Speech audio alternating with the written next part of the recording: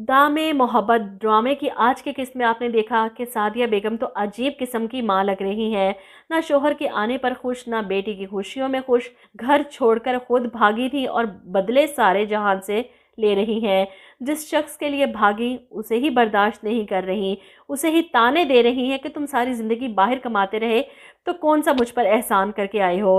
अजीब सा किरदार है इस औरत का दिखाया कि बेटी की शादी और उसे कुछ नहीं देना चाहती, बस घर से निकाल बाहर करना चाहती हैं कि दूसरी बेटी भी पीछे बैठी है। जब पहली को कुछ नहीं दिया तो दूसरी को क्या देंगी। सोनिया का भाई यहाँ पर अपनी माँ की चलने नहीं देता।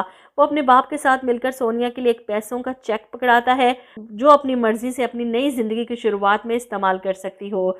साथ ही एक फ़ाइल पर साइन भी करवाता है, शायद कोई प्रॉपर्टी अपनी बहन के नाम कर रहा है।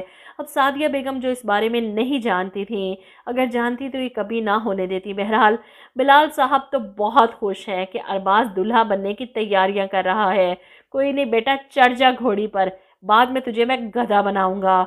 निकाह के बाद वो इसकी प्रॉपर्टी अपने नाम करवाने वाले हैं और इस फाइल पर साइन करवा कर शादी की आड़ में सोनिया की नहीं बल्कि अपने नाम इसका घर करवाना चाहते हैं। अपने चचा की नीयत जान चुका है, इसलिए इन पेपर्स पर साइन नहीं करने वाला। लेकिन ऐन निकाह के वक्त सादिया बेगम निकाह रोककर बड़े गुस्से और अकड़ से कहती हैं, निकाह से पहले मुझे बिलाल साहब से ज़रूरी बात करनी है। जिस पर बिलाल साहब भी मुस्कुराते हुए जवाब देते हैं, कोई बात नहीं बहन, कर लेंगे सारी बातें, जल्दी किस बात की है, अब ये नेक काम तो होने देना।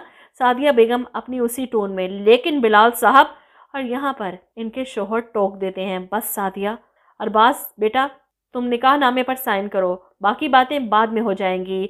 अब इस मौके पर सादिया बेगम इस शादी को रोक भी नहीं सकती, कोशिश तो ज़रूर करेंगी ये शादी रोकने की कि अभी साइन मत करना। वो पहले उस घर के कागजात अपनी बेटी के नाम करवाएंगी, फिर इस निकाह नामे पर साइन होने देंगी। लेकिन यहाँ पर चोंगा इनके शोहर सामने बैठे हैं और अपनी बेटी की खुशियों के लिए वो अब अपनी बेगम की कोई बात नहीं सुनने वाले।